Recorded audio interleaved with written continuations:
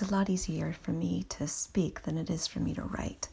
So I think what I'm going to do is I'm going to make these voice recordings and make them available so that you can get more details and more nuances, as well as we can have more fun with the stories. So on Tuesday, the doctors told me that I needed to take Mom into the emergency room because the symptoms that she had were disturbing, and they didn't have any ability to see her in the doctor's office because her primary care physician was out. So I packed my stuff and drove up from Oakland and took her to the emergency room, and she was pissed. she hates the emergency room. And so everybody who came to visit her, she was like grumpy and crabby and pissed. And so the doctors examined her. They couldn't tell initially anything was wrong, but they suspected she either had a urinary tract infection or pneumonia. But when they listened to her lungs, they didn't hear pneumonia. And so it was only when the x-ray came back that the pneumonia diagnosis was there. So I said, Mom, we can figure this out so that you don't ever have to go back to the emergency room. She said, oh, that would be awesome. Let's do that. So between the diagnosis, the doctor's recommendation, the situation, and the fact that Mom hates, like with a vengeance, hates going to the emergency room, it's time for hospice. Okay, so good, we're down with that. So we get out of the emergency room, and Mom says, let's go to dinner. Okay, so she's got pneumonia. She's just been said, we're going to discharge you on hospice. And she says, let's go to dinner. So we go to dinner, and it's a great restaurant, and it's one she likes. And so she's happy to go to a familiar restaurant. And she eats every single thing on her plate. She orders a glass of wine. It takes her an hour to drink her glass of wine. And we have an opportunity to take her to go visit the 8-week-old baby that's in a booth that's at the other side of the restaurant. And so she gets to enjoy that. And we come home, and she's like, okay. So the next morning she woke up and she was pretty wiped out, completely wiped out. And her breathing was very, very labored. So when the hospice nurse came to assess her for hospice intake, she looked at her breathing and she said, with breathing like this, it's quite possible that in a few days she's going to be non-responsive.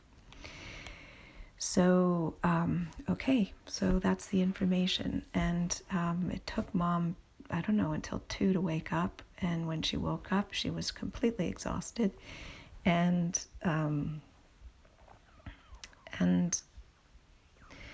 then 15 minutes after waking up, that was the only food that she had. She kind of wolfed down a sandwich. And when anybody asked her how she was, she says, I'm fine. Now, if you know my mom, when she says, I'm fine, there's a kind of particular quality of defiance in her voice that's unmistakable, okay? So, Anyway, she wasn't feeling too robust or wonderful, but that was Tuesday. My brother's flying in, and she says to me, why did you tell my brother to come? Like, why did you tell him that? And I said, I didn't tell him to come. I told him that the doctors told me, which he did in the hospital, that you've got pneumonia and you've got possibly just a few days left to live. You might live for a few weeks and you might recover. That's what I told my brother. And based on that, he decided to come. And my mom said, why did you tell him I've got pneumonia? That's really scary.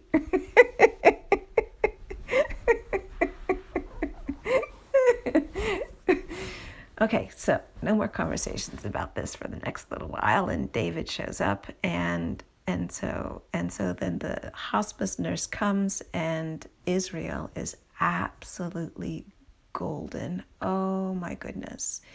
He's clear, he's completely professional, his bedside manner is fabulous. He is right there with her, takes a look at the situation and the volume of like the way she's breathing, that where so much of her diaphragm is having to work in order to get the oxygen that she's needing. And so he describes what's happening and says, she needs to be on morphine, not because of the pain, but because of the morphine reduces the breathing, and it actually makes her feel better. So it gives her more energy. So it's counterintuitive. Most of us think that when you're on morphine, it zombifies you, and that's like the end. But it actually can give her more energy. So get her on oxygen, get her on morphine, and let's take it from there. So he gets her set up, and we had organized Threshold Choir to come, and I'm part of Threshold Choir. So these are my song sisters, and so this is Thursday. And so, no, what is this day? I think this is Friday. This is Friday.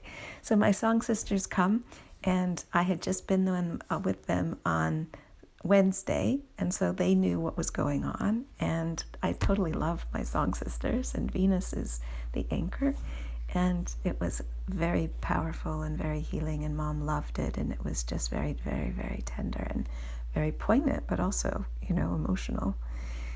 And so the song sisters go, and so Mom said, well, David's in town, we have to go out to dinner. And so I said, well, would you like to go to the mariachis? And she said, yeah, that would be great. Mariachis make me happy. So we checked out where the mariachis were, and the mariachis were in Cotati, but they were not beginning until 7:00. And it's 4:45, and we're all hungry, so that's not going to work. So we go to a fancy French restaurant. And meanwhile, Mom is zombified on the morphine, and it's just really tough. But she's happy to be out at dinner and happy to eat. And so Mom, she's got a fabulous appetite and happy to eat. So we get her back after the restaurant, and the staff, they're golden. And so, she can hardly walk and she can't eat herself. But, they're just absolutely amazing with the way that they tune right in and completely optimize the tiny little bit of function and capacity that they've got. And they do it with this exquisite kind of caring.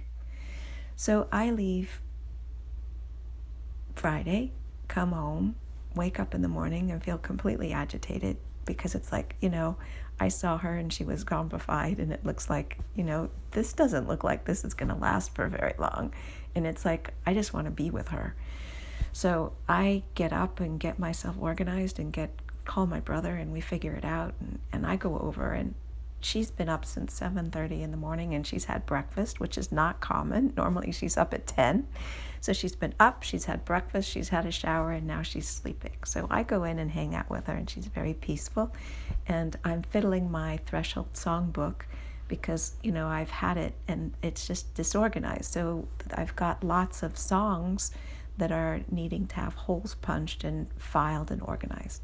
So I've got the hole punch out, and I'm punching them, and I'm pulling through ones, and I'm singing Mom Threshold Choir songs myself, which just feels so lovely.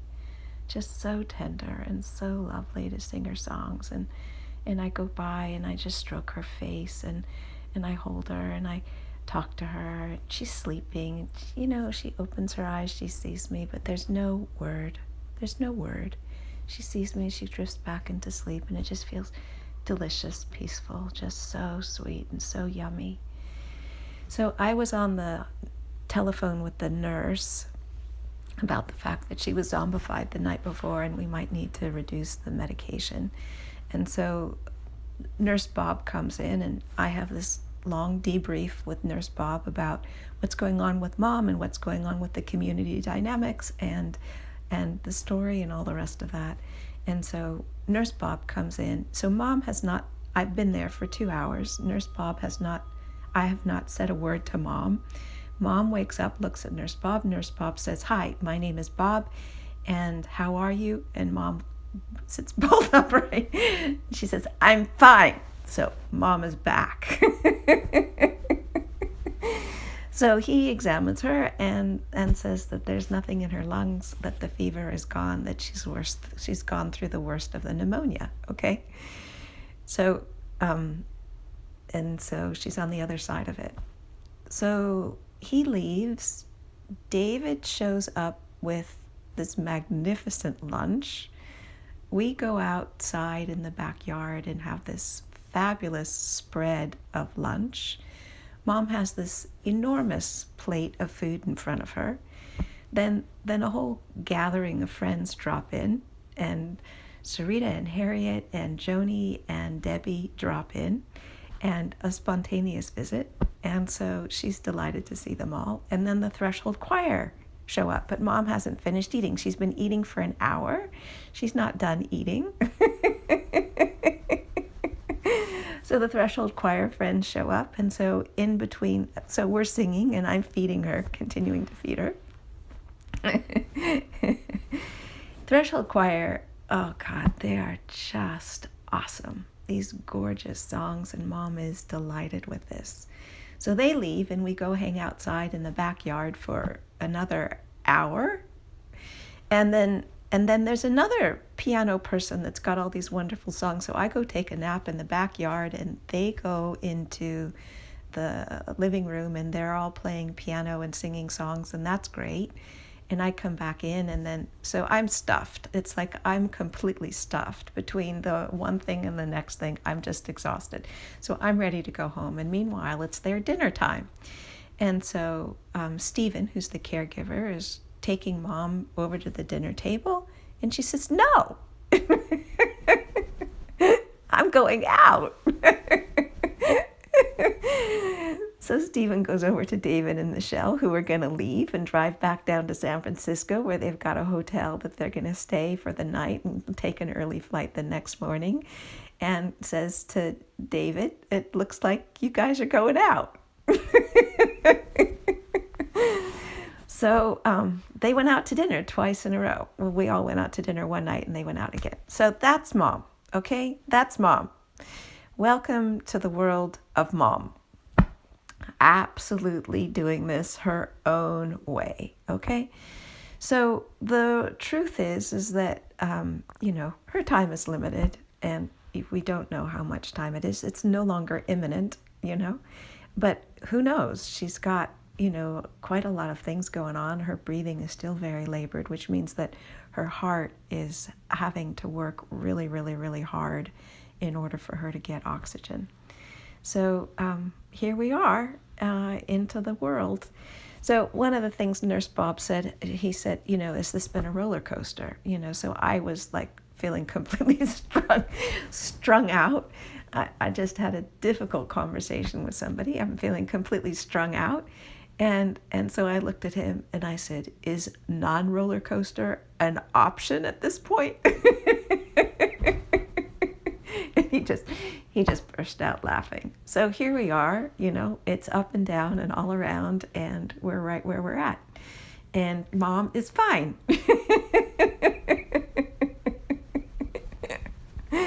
So just to keep you a little bit in the loop as to what the deal is, here we are. And so I'm in the middle of my protocols doing these recordings. It's 5:30 in the morning. I'm going to drive home. I've got more protocols when I get home. I'm going to get my bees and my things and come back here and camp out for a bit. I don't know. Nobody has the magic ball as to say what the timing frame on all of this is. It could be a few weeks. It could be longer. You don't know. But, if Mom's got a couple weeks left, I want to spend as much time as I can with her. So I thought you'd like to know the nuances and some of the, oh my goddess, this is Marley to the T, absolutely to the T, completely doing it the Marley way. And welcome for the ride. Talk to you later. Bye.